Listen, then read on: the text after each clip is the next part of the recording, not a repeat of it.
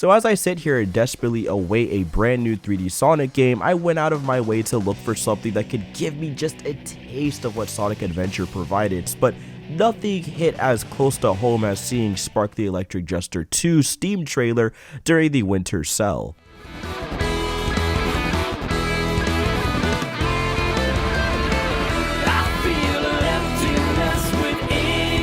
But anyways, let's talk about the story for Spark 2. You play as this yellow robot named Fark on his adventure to find this doctor who can hopefully solve the answers to his troubled past. Upon going on this ginormous quest, you encounter various robot masters, each with different bounty hunter-like tendencies that want to hunt you down, take you out, and prevent you from reaching the doctor, and throwing a bunch of plot twists and things your way to confuse you and make you feel like, is this journey really gonna be worth it? I actually kind of enjoyed the plot. It's very cheesy, very corny, but the way the dialogue and characters bounce off each other is a ton of fun, and it's even got a couple pretty, I guess, charming fake deep themes that it tries to handle. It really tries to take itself a bit too seriously at points, but funnily enough, that adds to its cheese factor, so I didn't mind it too much. I do recommend sitting through the cutscenes. They are quite a bit of fun, and the dialogue that's behind each character is okay. You know, it's nothing to write home about, but it's nothing to make fun of either. It's a good time regardless.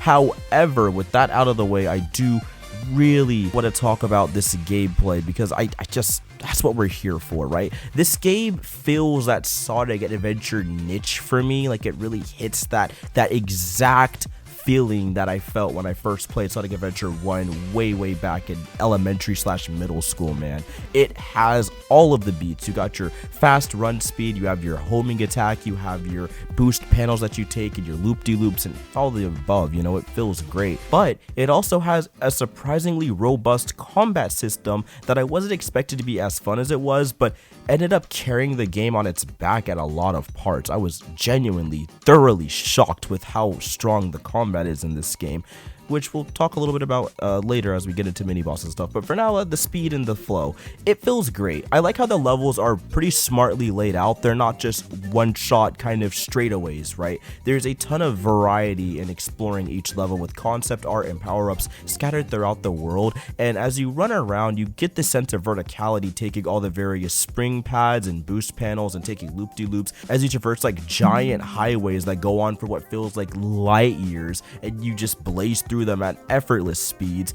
Or you take the scenic route and go underground and kind of run under these said highways, or take an underwater tunnel or exit or whatever it may be, depending on what level you're in, and you get to see the entire level in a different light while getting there at a pretty reasonable time. I really love the attention to detail and how varied each level can be, and how it doesn't just feel like you're going to the same place over and over ever. There is so much variety, from cityscapes to factories to space stations. There's just a lot of stuff going on, and if you're a Sonic fan, especially an adventure style fan, you're gonna love everything about it.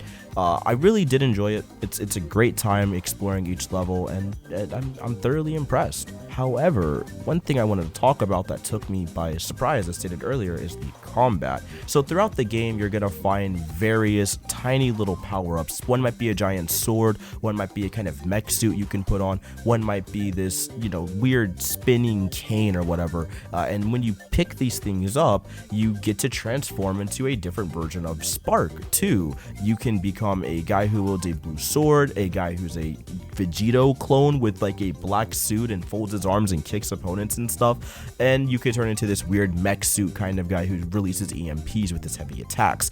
You get the gist. There's a ton of variety going on here, but the combat system really complements that with a light attack, heavy attack, and a special attack button, along with the biggest mechanic of the game, the shield system. With the shield system, as you build up various blue bar, which is that bar under your health bar, you can build it up to a certain amount, and once you hit a ×3, you gain ×3 damage multiplier, or you can unleash it for a devastating special attack. The way you build this meter is by collecting various capsules, or the biggest one, parrying attacks. So now the combat goes from the generic press one button over and over and the tire flow of everything just comes to a grinding halt, but unlike other B-grade platformers, it circumvents these issues with two big mechanics. If there's enemies weaker than you, you'll see a giant big ol' symbol that says weak. You can press your homing attack button and keep your momentum, keep your speed, and keep going as you blast through the opposition. However, some bigger enemies are just a lot harder to take out. These usually are reserved for mini bosses or people you could just completely sidetrack and run past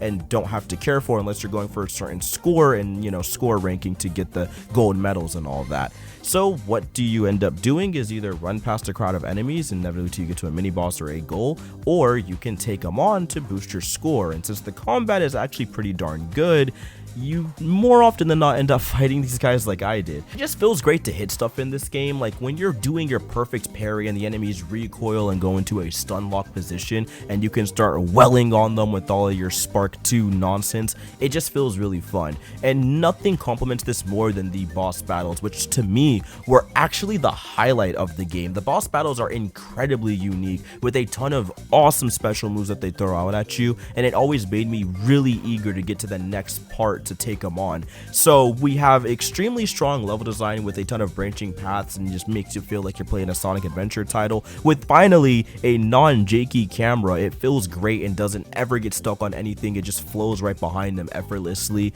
A ton of awesome moves in his moveset, from unlocking a giant combo tree with all your special skills you can swap between by collecting power-ups, and also having stuff to further enhance your speed by having like a down dash like Sonic's down drop in I guess his boost style games, or the Jester charge where lets him blaze through levels if you charge it, again similar to Sonic's boost formula as he's seen in recent entries. And on top of that, you just have your typical fun Sonic Adventure style running and platforming. So yeah, the game just is great. The physics on jumping is very satisfying. I like his double jump arc, it feels very good. Never feel like anything is too easy or too hard.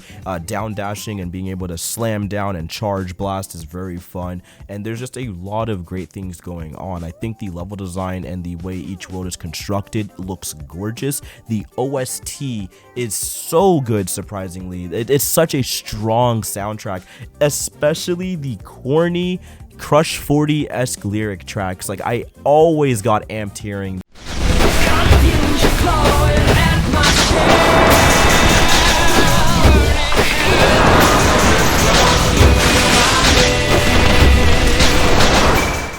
Instantly went to look for them on YouTube and Spotify to add them to the phone.